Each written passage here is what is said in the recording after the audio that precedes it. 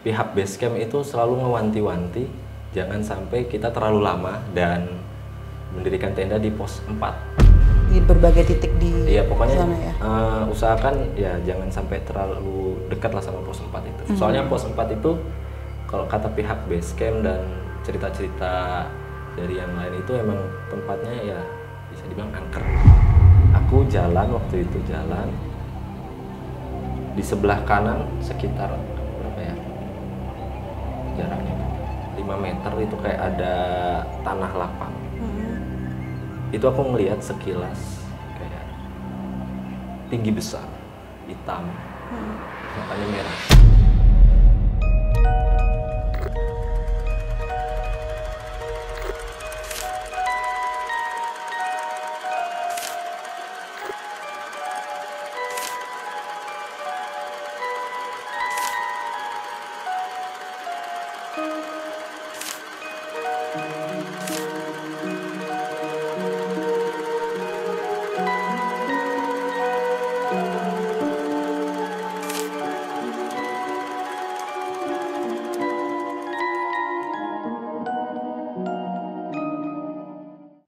Assalamualaikum warahmatullahi wabarakatuh. Salam rahayu, rahayu bagi kita semuanya. Kembali lagi dalam sesi obrolan santai bersama saya dan Mbak Noven.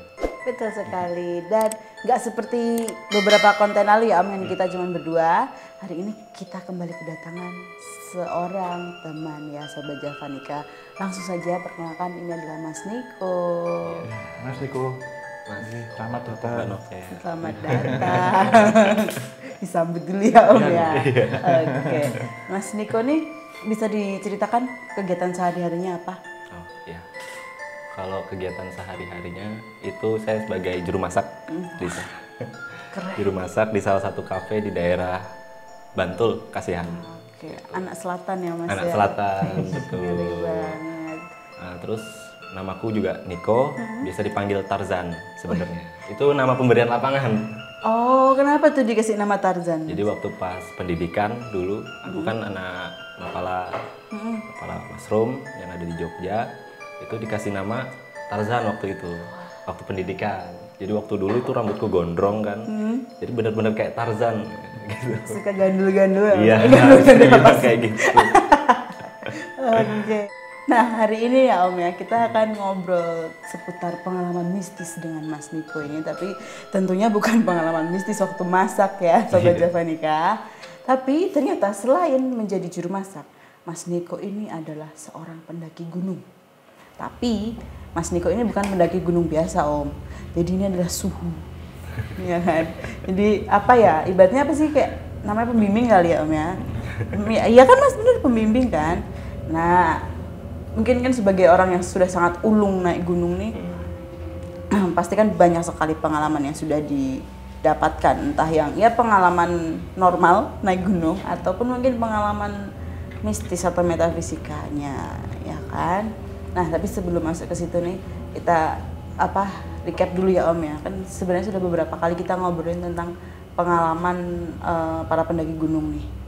Dan itu kan kebanyakan pasti juga fenomena yang mereka alami adalah melihat sosok-sosok seperti ya mungkin ada pocong juga ya, terus kayak mungkin lebih seringnya mungkin seperti warlock, warga lokal, terus kalau nggak suara-suara kayak gitu. Nah tapi aku penasarannya nih, kenapa di gunung itu kayak jarang kita melihat apa ya, mungkin Mbak Kunti mungkin kayak sangat jarang sih, mungkin kebanyakan kayak kalau nggak poci ya warlock itu tadi kan, kan itu kenapa tuh Om? Iya, kalau di gunung itu kan salah satu tempat yang memiliki energi besar ya, selain hutan dan laut gitu. Dan tentunya hutan itu juga ada di gunung. Ada semak belukar dan macam-macam di gunung itu. Gunung itu tentunya ada tingkatan-tingkatannya, ada level-levelnya. Semakin naik ke atas berarti entitas yang ada di situ semakin bersih. Ya. Itu ataupun semakin ini ya, sepuh, itu disepuhkan di situ, sehingga mungkin yang dimaksud adalah misal ada entitas kuntilanak atau apa itu kan di bawah tetap ada karena banyak pohon-pohon gondrowo gitu yang bisa kita ketahui lah. Ya. Tapi semakin tinggi justru kosong di situ. Dan siapakah yang ada di situ, hanya tertinggal energi. Ya. Dan dijaga oleh entitas yang diluhurkan lah, gitu. Karena tentunya naik gunung itu kan tidak bisa dilakukan semua orang. Kemudian harus memerlukan fisik yang prima ya, terus tahu medan dan macam-macam. Zaman dahulu puncak gunung itu sering dipakai untuk semedi dan meditasi orang-orang zaman dahulu, sehingga dari kejadian-kejadian masa lampau diteruskan oleh orang sekarang untuk ngarap berkahnya. Jadi yang ada pun di situ entitas yang memiliki kekuatan atau power tinggi, tetapi keberadaannya itu sangat halus. Itu. Oke. Tapi kalau Buto tuh ada nggak beneran? Buto ada, ya entitas serupa raksasa ya, ada. Beda sama Gendruwo? Beda. Kalau itu kan, kalau Gendruwo memang bentuknya tinggi gede, tapi mereka entitas jin itu bisa merubah diri wujud sesuka hati, gitu. Tetapi penjaga-penjaga gunung bisa dibayangkan tingginya segunungnya, itu ada gitu. Gede-gede, sesuai apa ya? Sesuai lokasi yang mereka jaga dan taklukkan. Taklukkan benar. Oke, ya. Nah, kalau Mas Niko sendiri nih, karena kan tadi suhunya ya, udah berapa banyak gunung yang sudah didaki itu? Kalau berapa banyak gunung yang udah didaki sih masih sekitaran Pulau Jawa aja ya. Nah, tapi itu kan banyak ya. Iya. Ya salah satunya itu ada Gunung Slamet tertinggi di Pulau Jawa Tengah. Betul. Terus ada Cermai, Merbabu, Lawu, Semeru. Merapi belum pernah waktu itu. Soalnya waktu itu kan masih erupsi. Ya benar. Nah, jadi susah buat didaki gitu. Oke, nah tapi kalau dari pengalaman mendaki gunung-gunung di Jawa ini ya, Mas Niko juga sudah pernah mengalami yang kayak dengar suara apa atau melihat apa gitu? Kalau dengar suara itu pasti udah sering ya. Di kalangan pendaki itu kayak udah umum banget rasanya. Ya. Jadi kalau suara-suara itu hampir tiap kali kita naik gunung pasti ada. Suara apa tuh Mas? Itu mungkin kayak suara entah bisikan, entah manggil, entah suara-suara orang berjalan kaki gitu. Padahal nggak ada. Kita tungguin nggak ada yang lewat. Ya, masih gitu. Suara-suara umum di suara gunung umum. lah ya. Ya, nah boleh dong diceritakan lebih dalam nih Mas Niko pengalaman mistis yang dialami di gunung-gunung tadi tuh. Boleh dimulai dari Gunung Lawu mungkin? Ya. Gunung Lawu waktu itu aku sama kawan-kawan itu total berenam. Tahun 2020 bulan November. Ya. Itu lewat via Candi Ceto. Udah pernah kita bahas ya sama itu. Emang terkenal ya kalau Candi Ceto itu. Nah waktu itu sebenarnya sebelum kita naik gunung itu apa sih yang mau kita dapat? Apa sih yang mau kita kejar? Kalau misalkan dari bawah kita udah mikirin yang negatif-negatif itu ya pasti otomatis pikiran kita, suasana kita bakal negatif, bakal kejadian hal-hal yang tidak diinginkan. Betul. Nah, makanya kalau sebelum kita mendaki usahakan jangan cari-cari hal yang serem-seremnya dulu aja. Ya. Aku kayak gitu. Jadi cuma ya udah naik aja. Yang penting kita tahu batas-batas normal yang kita harus jaga gitu. Tujuan kita baik, ya pasti disambut dengan baik gitu. Kalau Lawu sendiri waktu itu pas turun sih. Kalau pas menanjak itu nggak ada sama sekali, tapi pas turun itu kita prepare dari pos 5. Pos 5 itu turun sekitar siang, jalan seperti biasa. Tapi waktu pas udah sampai Candi Ketek, kan habis Candi Ceto, Candi Ketek kok habis itu. Nah di situ teman-teman udah mulai ngerasain kayak, wah tas ini berat. Padahal kan otomatis kalau sudah turun itu pasti bawaan udah ringan, secara logistik udah habis, gitu. Jadi kan kondisi waktu itu ya banyak pohon-pohon damar, rindang, terus kondisi juga teman-teman kita juga lelah. Tapi ya itu kembali lagi kita, kalau kitanya mikirnya nggak macem-macem, ya udah nggak bakal terjadi apa-apa ya. Cuma mungkin halusinasi aja, entah itu suara angin kena daun. Kalau dari suara-suara kita berpikir positif aja. Tadi nggak usah terlalu takut hal kayak gitu. Yang penting kita baik tujuannya. Terus kemudian pas turun itu pas merasa berat, berapa lama dan gimana kalian menyikapi itu? Menyikapinya sih ya udah sih. Kalau di gunung itu kita rata-rata jangan ceritain hal-hal yang kayak gitu selama pendakian. Jadi kalau mau cerita hal-hal yang serem itu ketika di bawah aja. Pas Ketika sudah di bawah selesai, aja, ya. pas sudah selesai. Yang tadi itu kan tadi di Lawu ya. Kalau yang di Ciremai gimana Mas? Kalau di Ciremai itu kita di tahun 2017 waktu itu. Udah lama banget sih itu. Itu masa-masa sekolah waktu itu sama teman-teman. Jadi kita berangkat dari Tangerang. Terus ke Cirebon dulu, jemput teman waktu itu. Total kita berangkat berenam. Ada satu perempuan. Selama pendakian sebenarnya nggak ada terjadi hal apa-apa. Tapi waktu pas sampai bawah, temanku itu cerita yang perempuan ini. Katanya tenda kita tuh dikelilingi sama naga katanya. Dia bermimpi waktu pas tidur. Tapi pas udah pas turun turun gunung. Turun gunung itu sekitar jam siang pokoknya, siang. Habis itu aku ingat banget, aku tuh jalan sendirian. Mau maghrib posisi. Sekitar itu pohon rindang kayak bentuk terowongan.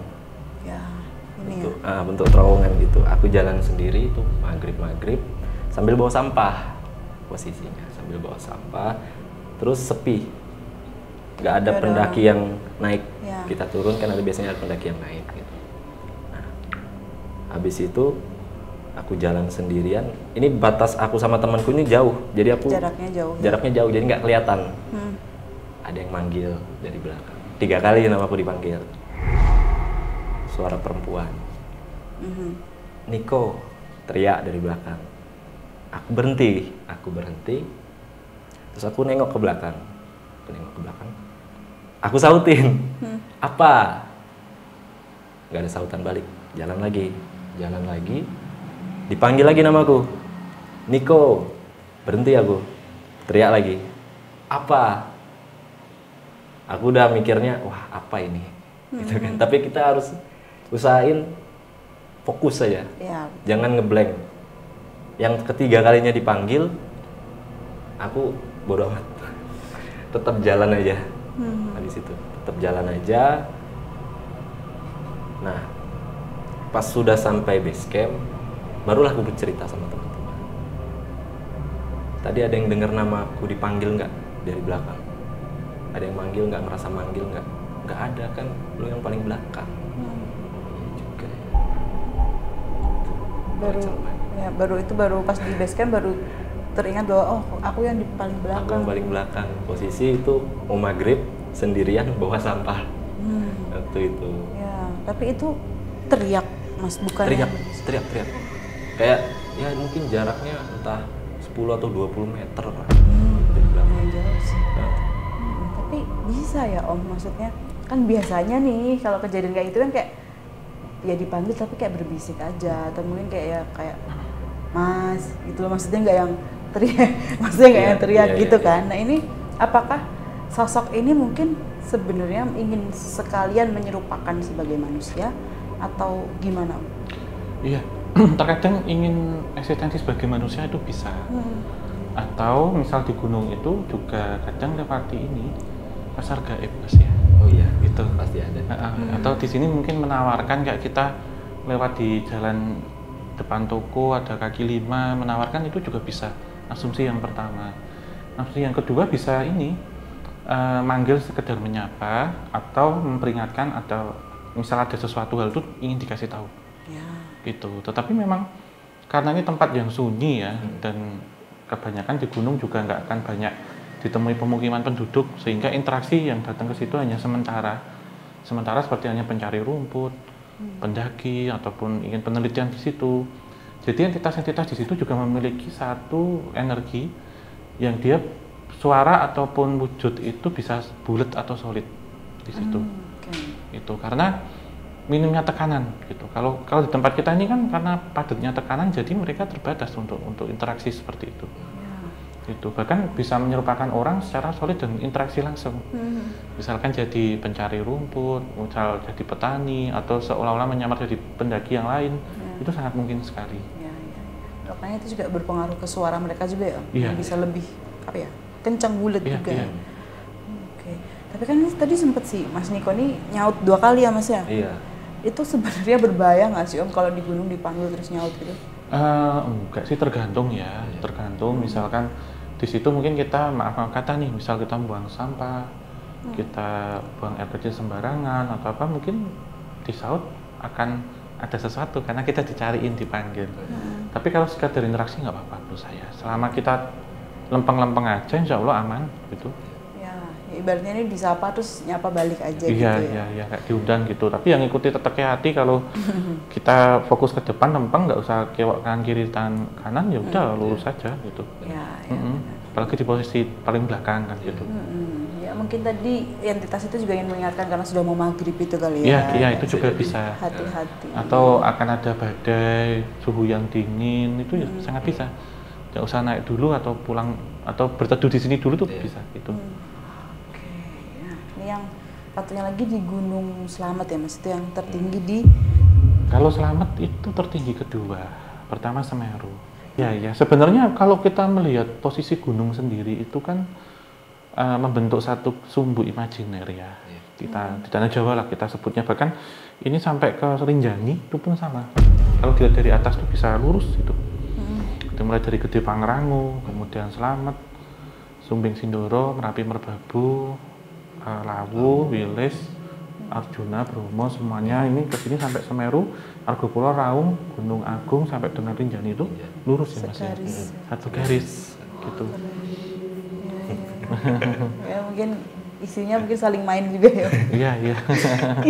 Takut banget. Oke, terus yang di Gunung Slamet nih apa Mas yang dialami? Kalau Gunung Slamet sendiri waktu itu kita berangkat itu total berdelapan orang. Tapi waktu pas sampai di stasiun kami dapat ini teman baru 2 orang, jadi ber-10 total teman-teman dari Bandung gitu itu. Nah, waktu pas itu kita naik sekitar siang-siang, di Via Bambangan Purbalingga itu tahun 2019. Pihak Basecamp itu selalu ngewanti-wanti jangan sampai kita terlalu lama dan mendirikan tenda di pos 4. Nggak boleh mendirikan tenda di pos 4. Dan ya istirahat lama-lama sebisa mungkin. Untuk istirahat lama-lamanya di berbagai titik di pokoknya sana ya? Usahakan ya jangan sampai terlalu dekat lah sama pos 4 itu. Soalnya pos 4 itu kalau kata pihak Basecamp dan cerita-cerita dari yang lain itu emang tempatnya ya bisa dibilang angker. Soalnya di pos 4 itu ada pohon yang berbentuk kayak pintu yang kanannya itu kayak gerbang menuju dunia lain. Jadi kita kalau lewat situ tuh hawanya memang beda mungkin ya rasanya gitu. Oke, terus? Nah, waktu itu posisi kita ngelewatin pos 4 itu maghrib. Tapi alhamdulillah ya nggak terjadi apa-apa. Alhamdulillah. Pokoknya selama naik gunung jangan sampai pikiran kita tuh negatif kemana-mana itu jangan sampai.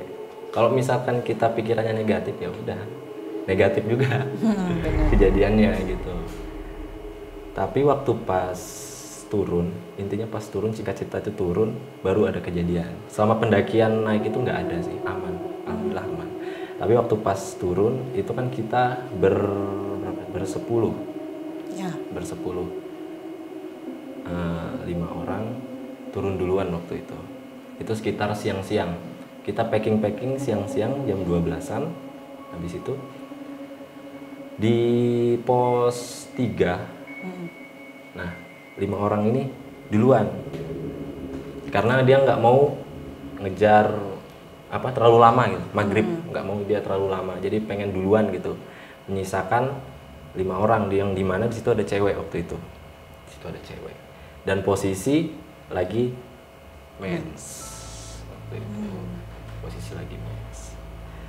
Nah, sebelum itu teman-temanku itu ada yang lihat jejak kaki hewan liar waktu itu, entah macan entah harimau waktu itu. Itu dia tempatnya rimbun banget waktu itu, rimbun. Terus ada sedikit gerimis sedikit, terus angin lumayan kenceng. Itu sekitar jam berapa ya? Jam 5 waktu itu, sekitar jam 5. Tapi treknya ini tandus, maksudnya berpasir, berpasir kalau selamat itu.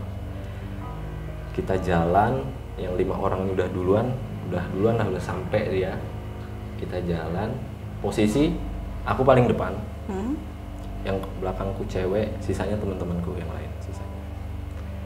Itu kita sugestiin, kan pasti berpikiran kalau mens itu bakal banyak nih gangguan-gangguan gaib, apalagi kan di gunung gitu kan. Betul. Ya, tapi kita sugestiin, udah yakin aja, udah percaya, udah nggak usah pikirannya, nggak usah kosong, udah itu kita pegangin.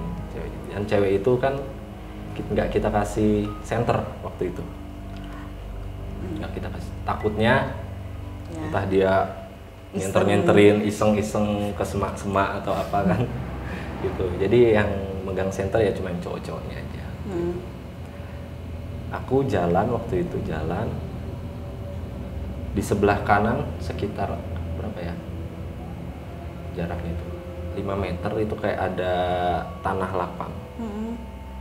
Itu aku ngelihat sekilas kayak tinggi besar, hitam, matanya merah. Matanya merah di situ. Dan aku pun nggak mantengin kayak ngeliatin terus itu, enggak. Jadi kayak oh ya udah, jalan sambil jalan. Sambil aku juga ngeliat temanku yang cewek. Aku ajak ngobrol terus itu. Aku ajak ngobrol terus. Jangan sampai dia ya pikirannya kosong. Iya, betul. Pikirannya kosong. Habis itu kita jalan. Aku sebenarnya udah kepikiran ini. Iya. Takutnya yang cewek ini wah kenapa-napa. Aku udah kepikiran, tapi ya kita ya baca doa dalam hati, yakin kalau bakal nggak terjadi apa-apa. Gitu. Sampai bawah barulah kita cerita di base camp waktu itu. Ya mungkin itu sosoknya kayak gendruwo kayak ya.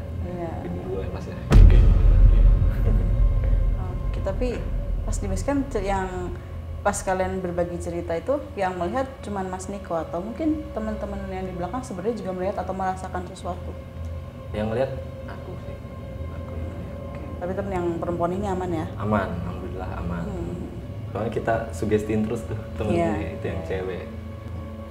Iya, tentunya kalau lagi posisi menstruasi ya, itu memang perempuan sangat rawan kemanapun itu. Dan tadi sempat kita bahas kalau gunung itu kan tempatnya sakral, wingit ya, banyak entitas-entitas campur di situ. Mungkin kejadian ini hanya terlacak atau terlihat itu di kaki gunung gitu. Tapi memang ada pantangan-pantangan tersendiri kalau sedang menstruasi memang baiknya nggak usah naik gitu karena selain swing ya, pikirannya masih ngalor ngidul gitu, gampang emosi, cepet capek, takutnya juga kalau pas maaf ya mungkin lagi terus atau apa kan sangat mengganggu kondisi ketika naik itu. Jadi memang fit itu macam-macam gitu, dalam kondisi memang kita benar-benar tidak sakit, tidak ada pikiran, tubuh kita juga prima. Terlebih untuk perempuan juga bersih dan juga pas lagi prima juga, nggak ada gangguan-gangguan seperti itu karena ribet juga nanti kalau pas sudah di atas dilalap pembalutnya habis kan perkoro gitu. Iya benar. Itu selain memang kalau itu tentunya sangat-sangat mengundang Mbak Mas gitu, terutama di kaki gunung misalkan di situ ada satu pohon besar, batu besar atau ada bangunan terbengkalai, entitas-entitas lainnya tentu bisa ngikuti gitu, ikuti yang paling bahaya ketika itu masuk ke areal intimnya itu sehingga nanti membuat orang ini bersugesti ataupun selalu negatif thinking karena pengaruh itu Mas. Iya benar. Jadi dari pengaruh ini menarik tuh semua untuk ngikutin itu. Tapi kalau di bagian gunung yang lebih tinggi lah itu kan tadi kan Om Ho bilang lebih sakral ya. Iya. Itu respons makhluk asalnya seperti apa? Biasanya dilarang nggak boleh. Karena dikotori takutnya gitu. Terus mungkin ada peringatan-peringatan ya yang memberitahu ini jangan naik dulu atau stop di base camp mana gitu. Itu terutama di situ ada petilasannya leluhur. Biasanya di atas ada makom ya, ada petilasan atau mungkin ada juga makam, ada yang dijasadkan di situ. Biasanya tempat ini juga dipakai untuk peziarah. Peziarah macam-macam, ada yang mereka tujuannya ingin doa, ingin menyepi, ingin semedi, ataupun juga untuk tujuan-tujuan tidak baik. Misalkan di situ untuk ilmu tertentu ataupun pesugihan, itu sangat ada sekali gitu. Karena dikeramatkan ataupun juga disakralkan tentunya konteksnya berbeda. Kalau sakral tentunya kan orang sangat menghargai tempat itu. Kalau keramat mungkin ada siapakah beliau di situ, entah itu yang menunggu atau petilasan siapa. Iya, seperti itu. Kejadian ini banyak kok, sering-sering terjadi begitu gitu. Memang disarankan dalam kondisi yang fit dan prima dan bersih. Gitu. Bersih di sini luas, bisa juga bersih pikirannya, itu pengaruh juga. Semua lahir batin bersih. Iya. Benar. Nah, balik ke Mas Niko lagi. Dengan pengalaman gaib yang pernah Mas Niko ataupun teman-teman alami ketika mendaki, gimana Mas Niko menanggapi itu? Menanggapinya ya. Kalau dari aku pribadi sih sebenarnya aku percaya kalau hal gaib itu ada. Apalagi di gunung sama di laut itu kan kerajaan, bisa dibilang kerajaan.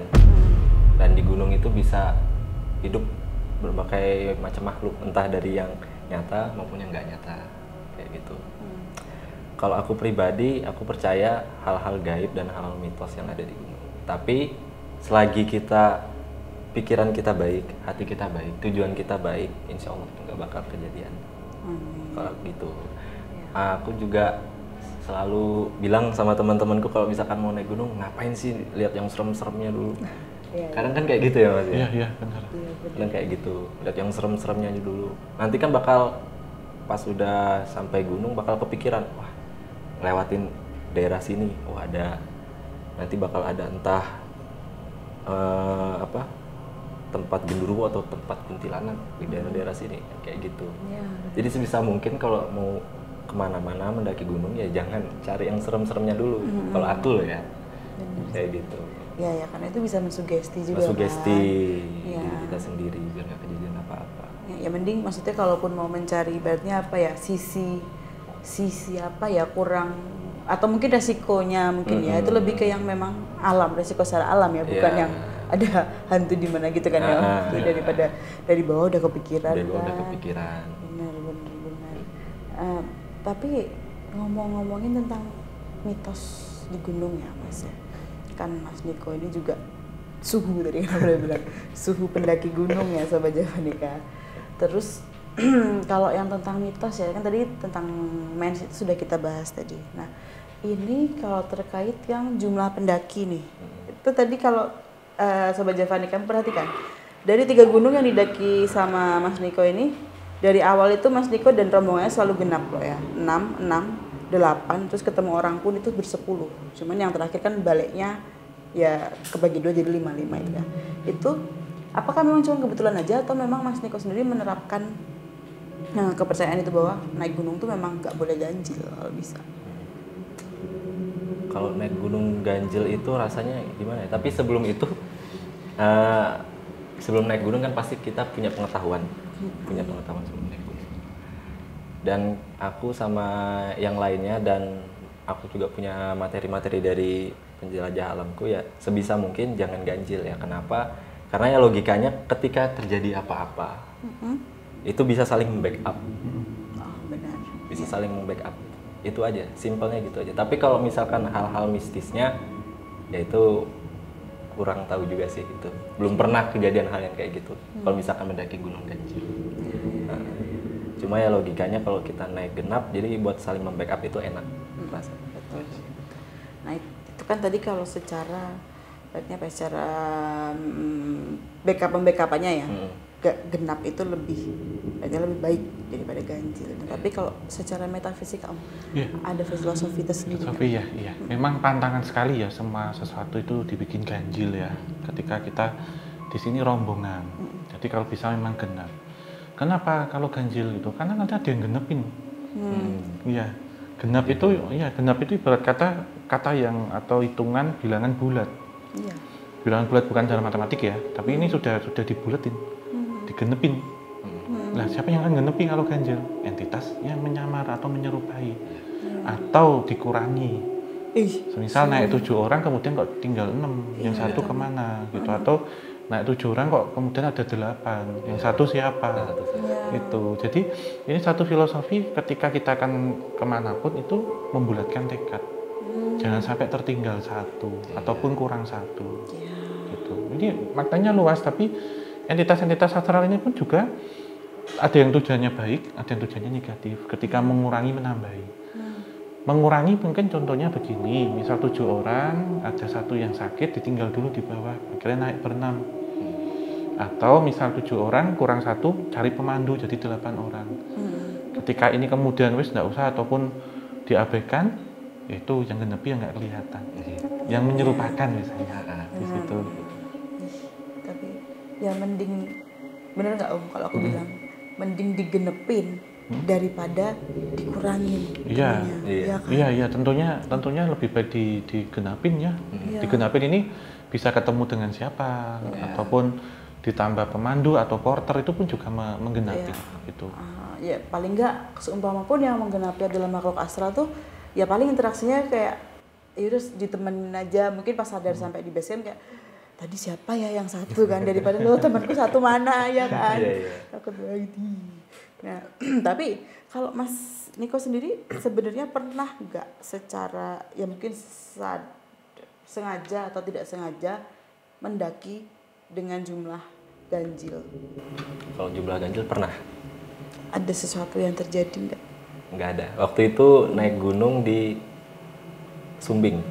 Di Sumbing. Bertiga waktu itu posisi. Udah mana itu waktu itu lagi sepi-sepinya, nggak ada pendaki sama sekali. Tapi ya itu tadi, baik lagi kalau kitanya yakin ya bakal baik-baik aja.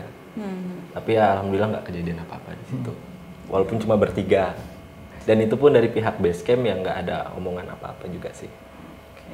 Oke. Nah ini lanjut ke mitos pergunungan lainnya, ya kan katanya tidak boleh menggunakan pakaian dengan warna-warna tertentu, itu gimana? Kalau warna-warna tertentu, kalau sekarang kan rata-rata pendaki itu pakaiannya, outfitnya itu pada gelap-gelap rata-rata. Sebenarnya ya itu terserah mereka, tapi kalau bisa jangan. Kenapa? Kalau balik ke mitos, sebenarnya ada beberapa gunung kayak misal Gunung Lawu, nggak boleh pakaian yang berwarna hijau-hijau. Karena kan ada pengaruhnya sama katanya tuh apa? Gunung apa? Ratu Kidul, Pantai Selatan katanya gitu. Tapi kan kalau logikanya kalau kita pakai yang berwarna hijau, kalau semisal amit-amit kita hilang, itu susah ditemuin. Iya, nyamar dengan daun atau daunnya. Apa? Kita diajarkan kalau misalkan mendaki gunung, itu ya pakai warna yang sekiranya apa? Ngejreng, mencolok. Merah, kuning, kayak gitu. Ya, walaupun ada hitamnya beberapa lah itu.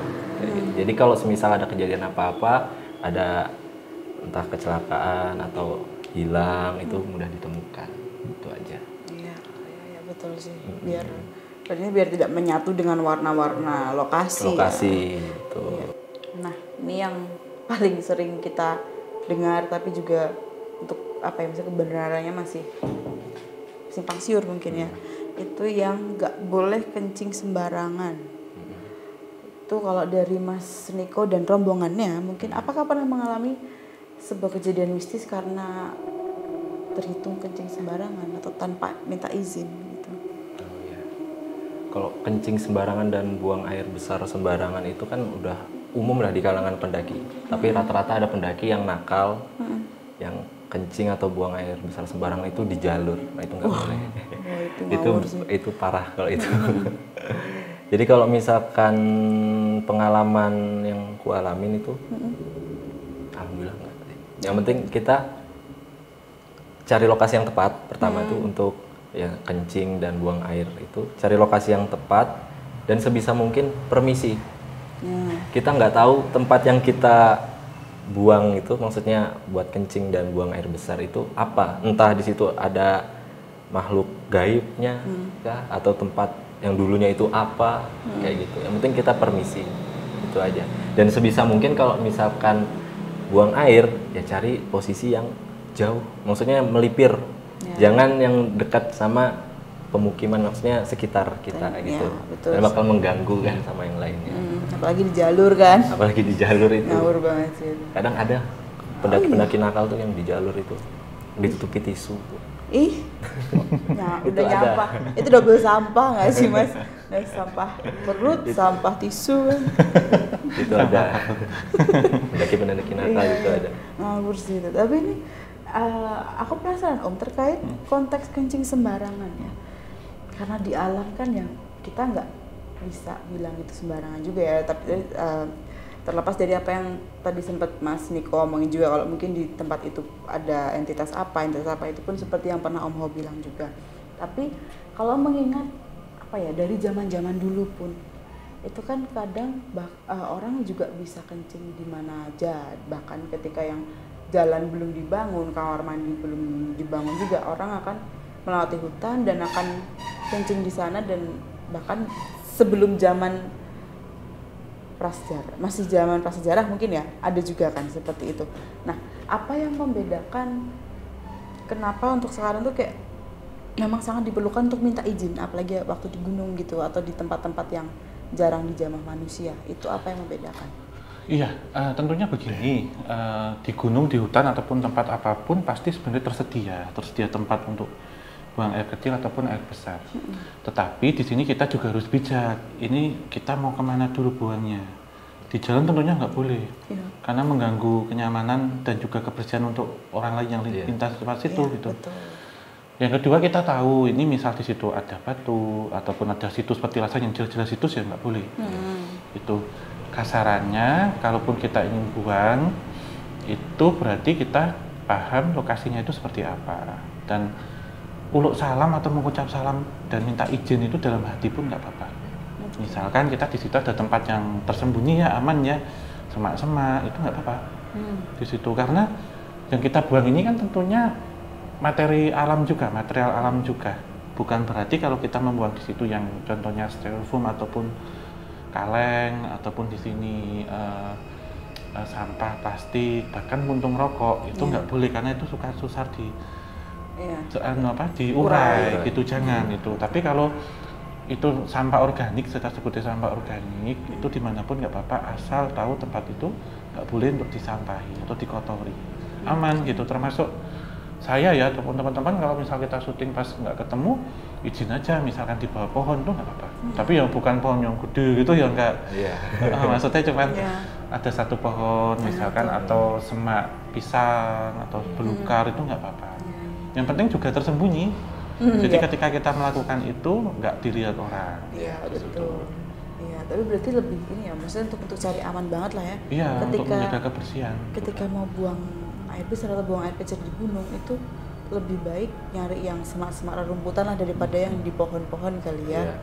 Daripada takutnya kan memang ya mungkin kita sudah minta izin tapi entitasnya itu yang galak gitu. Iya, atau juga misalnya kebelet banget ya, nyari tempat yang nyaman dan aman. Jangan kemudian terus ditaruh di botol ataupun ditaruh di kresek itu terus dibuang di bawah, itu juga jangan, karena itu sampah juga. Karena kan sekali lagi ini sifatnya organik, jadi bisa terurai dan bisa hilang. Gitu. Nah, tapi kalau disesatkan pernah nggak Mas? Tersesat yang disesatkan? Disesatkan. Sekarang kan gunung-gunung tuh udah keren ya, maksudnya udah ada jalurnya sendiri. Mau naik via mana tuh pasti ada jalurnya. Mungkin kalau misalkan jalur yang sepi ya mungkin itu jalurnya udah ketutupan sama rumput-rumput karena jarang orang lewat situ. Tapi kan rata-rata ini apa namanya, udah banyak orang daki gunung, terus jalannya udah kelihatan lah. Tapi semisalkan kita tersesat pun usahakan kita balik lagi ke awal. Maksudnya ada dua percabangan yang kita ragu. Kita ragu kanan atau kiri. Ini kayak sama-sama jalur, tapi nggak tahu apakah ini tujuan yang sama apa enggak. Kadang tuh kayak gitu. Serasa ini udah bener, ya udah. Yang penting yakin. Ya, betul. Yakin gitu aja. Ya, yang penting balik ke titik awal dulu. Balik lagi ke titik awal dulu. Oke, nah ini mungkin pertanyaan terakhir ya tentang pendakian gunung ini. Tadi kan Om Ho sempat menyebutkan bahwa pengguna atau pendatang di gunung itu bukan hanya pendaki ya, tapi memang ada yang menggunakan untuk semedi gitu kan. Kalau dari Mas Niko, pernah nggak waktu naik gunung menemukan atau melihat ada orang lagi semedi kayak gitu? Pernah nggak? Kalau melihat orang lagi ngelakuin kegiatan kayak gitu belum. Tapi kalau misalkan ada kayak sajen itu pasti ada itu. Waktu itu pernah di Semeru itu ada, di puncak gunungnya ada sajen. Oh ya. Ada sajen. Beberapa gunung itu mungkin ada lokasi-lokasi yang ada sajennya. Tapi aku belum pernah ngeliat orang yang lagi bersemedi di situ, belum pernah sih. Kalau ada kayaknya mungkin serem. Kaget kali ya. Iya, kaget akunya. Iya. Tapi ini Om Hao, kalau seumpama ini buat Sobat Javanika juga yang mungkin suka mendaki gunung ya. Ketika lagi naik gunung terus nemu orang semedi nih, yang dimana kita tahu orang semedi itu pasti ada waktu-waktunya. Itu sebaiknya kita tetap naik dengan lebih ekstra hati-hati atau kita turun aja karena mungkin sedang ada hajat di sana di atas atau seperti apa?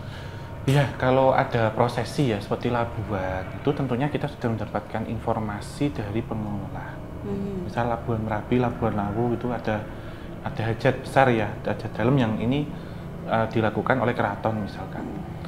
Terus yang kedua kita juga paham kita melewati daerah mana biasanya, karena tempat semedi itu tentunya berbeda dan dia sedikit tersembunyi dari lokasi yang sering didatangi.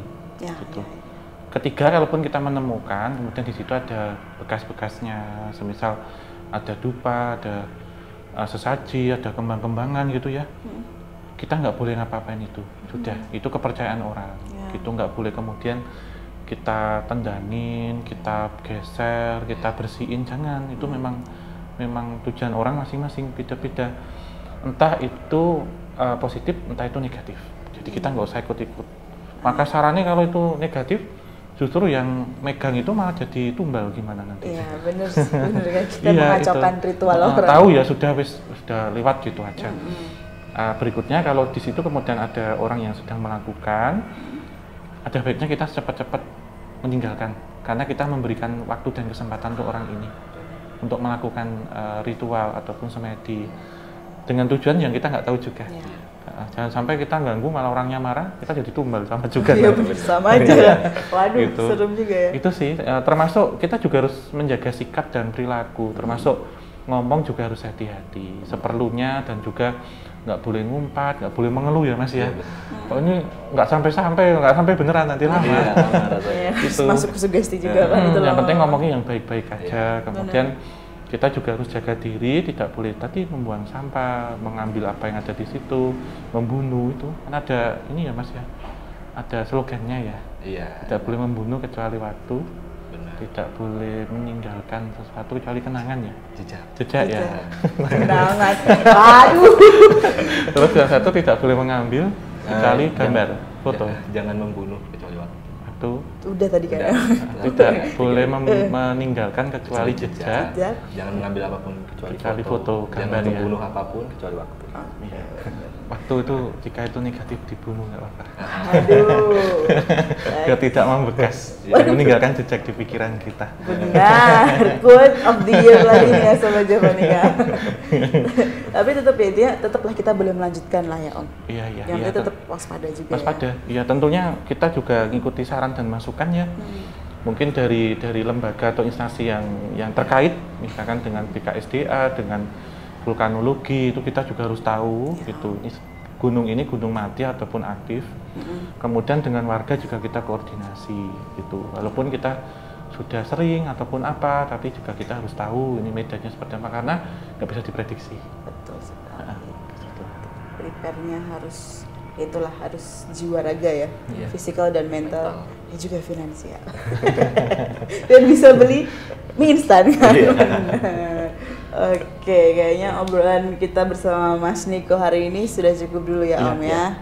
Terima kasih Mas Niko sudah berbagi pengalamannya dalam Mas Niko, semuanya. Iya, terima kasih untuk teman-teman di balik kamera juga ya.